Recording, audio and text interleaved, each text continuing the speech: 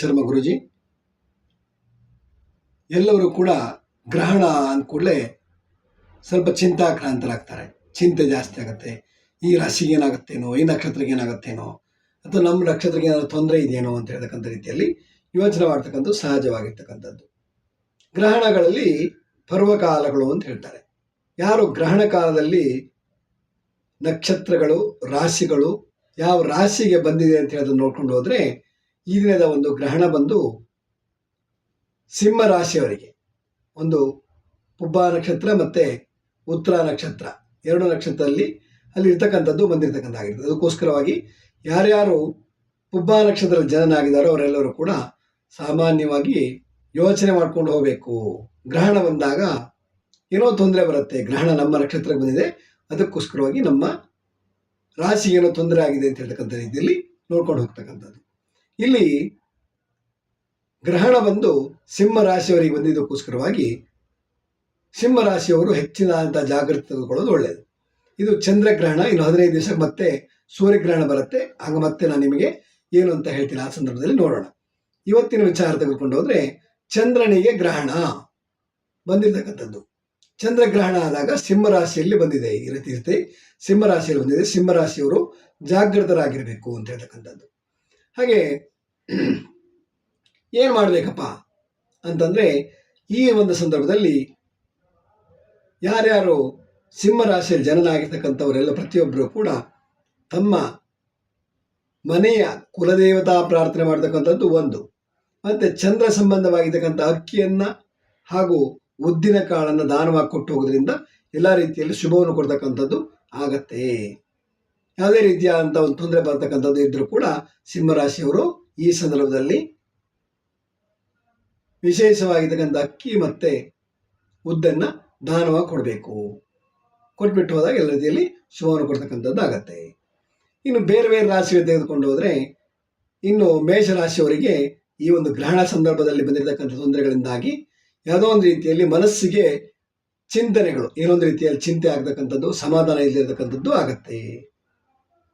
ಅದಕ್ಕೋಸ್ಕರವಾಗಿ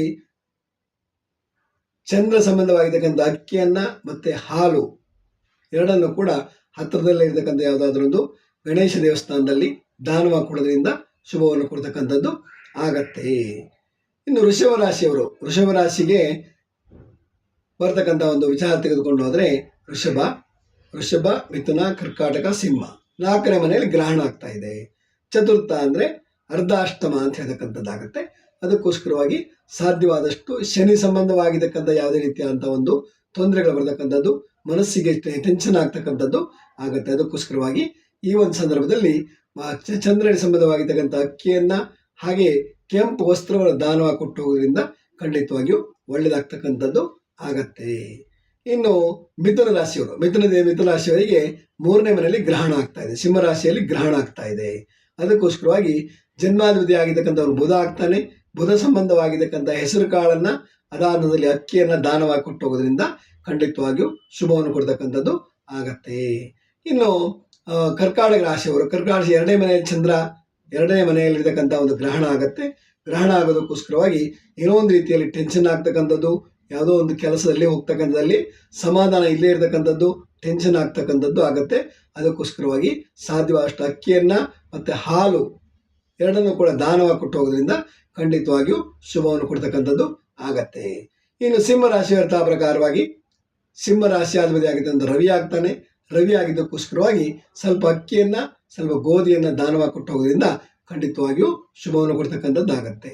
ಇನ್ನು ಕನ್ಯಾ ರಾಶಿಯವರು ಹೋದರೆ, ಕನ್ಯಾ ರಾಶಿ 12ನೇ ಮನೆಯಲ್ಲಿ ಚಂದ್ರ ಅಂದರೆ ಚಂದ್ರಗ್ರಹಣ ಆಗ್ತಾ ಇರತಕ್ಕಂಥದ್ದು. ಅದಕ್ಕೋಸ್ಕರ ವ್ಯಯಸ್ಥಾನ ಅಂತ ಹೇಳ್ತಾರೆ.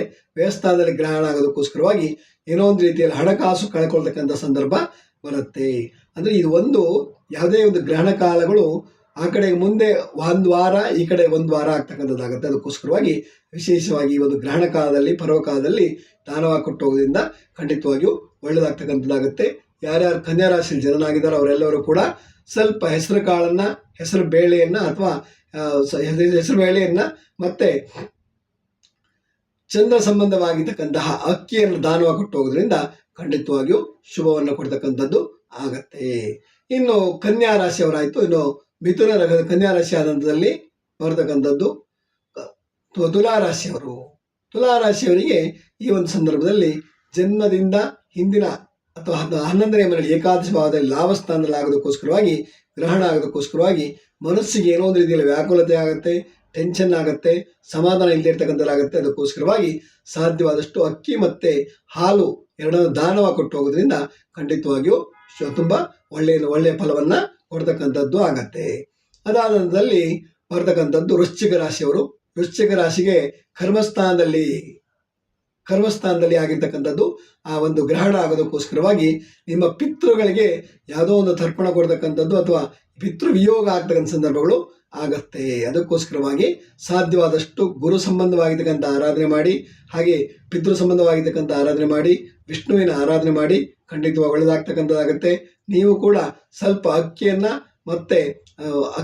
ಸ್ವಲ್ಪ ತೊಗರಿ ಬೇಳೆಯನ್ನು ದಾನ ಕೊಟ್ಕೊಂಡು ಹೋಗೋದ್ರಿಂದ ಖಂಡಿತವಾಗಿಯೂ ಶುಭವನ್ನು ಕೊಡ್ತಕ್ಕಂಥದ್ದು ಆಗತ್ತೆ.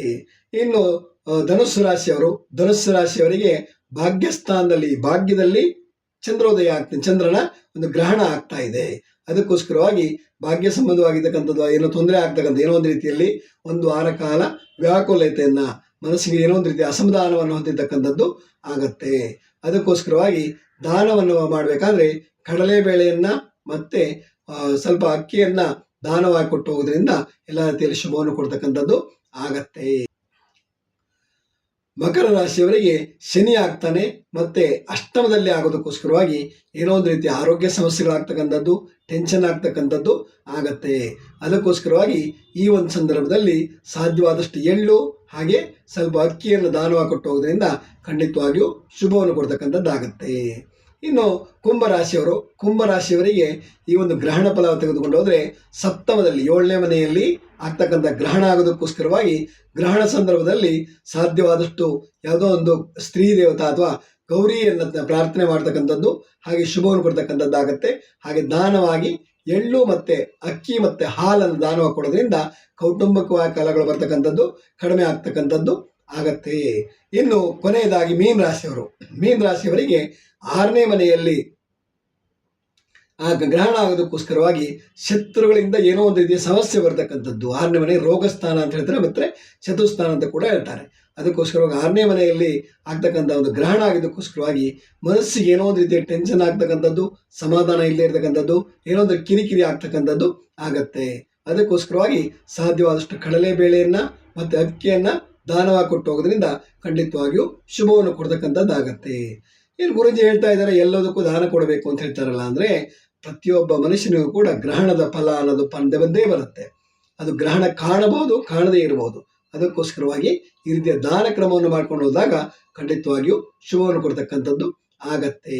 ಆದ್ದರಿಂದ ಗ್ರಹಣ ಕಾಲದಲ್ಲಿ ಸಾಧ್ಯವಾದಷ್ಟು ಯಾರ್ಯಾರು ಪೂಜೆ ಪುನಸ್ಕಾರಗಳನ್ನು ಮಾಡಬೇಕು ಅಂತ ಯೋಚನೆ ಮಾಡಿದಿರೋ, ಜಪದಗಳನ್ನು ಮಾಡಿದಿರೋ, ಗ್ರಹಣ ಬರ್ತಕ್ಕಂಥ ಒಂದು ಕಾಲದಲ್ಲಿ ಗ್ರಹಣ ಸಂದರ್ಭದಲ್ಲಿ ಆ ಒಂದು ಚಂದ್ರ ಸಂಬಂಧವಾಗಿರ್ತಕ್ಕಂಥ ಆರಾಧನೆ ಮಾಡ್ಕೊಂಡು ಹೋಗೋದ್ರಿಂದ ಖಂಡಿತವಾಗಿಯೂ ಶುಭವನ್ನು ಕೊಡ್ತಕ್ಕಂಥದ್ದಾಗತ್ತೆ.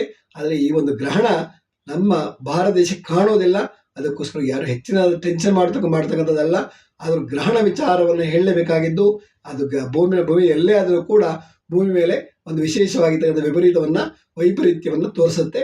ಅದಕ್ಕೋಸ್ಕರವಾಗಿ ನಾವು ಗ್ರಹಣ ಕಾಲವನ್ನು ಚಿಂತನೆ ಮಾಡ್ತಕ್ಕಂಥದ್ದಾಗಿರುತ್ತೆ. ಗ್ರಹಣ ಕಾಲದಲ್ಲಿ ಈ ರೀತಿ ಆಗೋದಕ್ಕೋಸ್ಕರವಾಗಿ ಪ್ರಪಂಚಾದ್ಯಂತದಲ್ಲಿ ಏನೋ ಒಂದು ರೀತಿಯಲ್ಲಿ ತಳಮಳ ಆಗ್ತಕ್ಕಂಥದ್ದು, ಅಖಂಡ ಮಳೆ ಆಗ್ತಕ್ಕಂಥದ್ದು ಯಾವುದೋ ಒಂದು ರೀತಿಯಲ್ಲಿ ಆಗತ್ತೆ. ಯಾಕೆಂದರೆ ಸೂರ್ಯ ಸಂಬಂಧವಾಗಿರ್ತಕ್ಕಂಥ ರಾಶಿಯಲ್ಲಿ ಗ್ರಹಣ ಆಗೋದಕ್ಕೋಸ್ಕರವಾಗಿ ಏನೋ ಒಂದು ರೀತಿಯ ಸೂರ್ಯನ ತಾಪಮಾನ ಜಾಸ್ತಿ ಆಗೋದು ಮತ್ತು ಮಳೆ ಜಾಸ್ತಿ ಆಗ್ತಕ್ಕಂಥದ್ದು ಆಗತ್ತೆ ಅಂತ. ಅದಕ್ಕೋಸ್ಕರವಾಗಿ ವಿಶೇಷವಾಗಿ ಗ್ರಹಣ ಕಾಲದಲ್ಲಿ ಎಲ್ಲರೂ ಕೂಡ ತಮ್ಮ ಮನೆಯಲ್ಲಿ ತಮ್ಮ ಅನುಕೂಲಕ್ಕೆ ತಕ್ಕಂತೆ ಭಗವಂತನ ಆರಾಧನೆ ಮಾಡಿ ಅನುಷ್ಠಾನ ಮಾಡ್ಕೊಳ್ಳಿ. ಯಾರಿಗೂ ಜಪತಪ ಮಾಡಬೇಕು ಅಂದರೆ ಬೆಳಗಿನ ಸಂಜೆವರೆಗೂ ಜಪ ಮಾಡ್ತಕ್ಕಂಥದ್ದು ಹಾಗೆ ಮಾಡ್ಕೊಂಡು ಹೋಗೋದ್ರಿಂದ ಖಂಡಿತವಾಗಿಯೂ ಶುಭವನ್ನು ಕೊಡ್ತಕ್ಕಂಥದ್ದು ಆಗತ್ತೆ. ಅದಕ್ಕೋಸ್ಕರ ಎಲ್ಲರೂ ಕೂಡ ಗ್ರಹಣಾಚರಣೆಯಲ್ಲಿ ಮಾಡಬೇಕಾದ್ರೆ ಗ್ರಹಣ ಸಂದರ್ಭದಲ್ಲಿ ನಾವು ಯಾವತ್ತೂ ಕೂಡ ಗ್ರಹಣ ಬಂದಾಗ ಗ್ರಹಣ ಸಂದರ್ಭದಲ್ಲಿ ನಾವು ಅನ್ನ ಆಹಾರಾದಿಗಳನ್ನು ಬಿಡ್ತಕ್ಕಂಥದ್ದಿರುತ್ತೆ. ಆದರೆ ಇಲ್ಲಿ ಉಪವಾಸ ಇರತಕ್ಕಂಥದ್ದು ಅಂತ ಹೇಳ್ತಾರೆ. ಇಲ್ಲಿ ಗ್ರಹಣ ಕಾಣದೇ ಇರೋ ಕಾರಣದಿಂದಾಗಿ ಯಾವುದೇ ರೀತಿಯಾದ ಆಚರಣೆ ಮಾಡುವಂಥ ಅವಶ್ಯಕತೆ ಇಲ್ಲ. ಸರ್ವೇ ಜನಾಃ ಸುಖಿನೋ ಭವಂತು, ಸಮಸ್ತ ಸನ್ಮಂಗಲಾನಿ ಭವಂತು.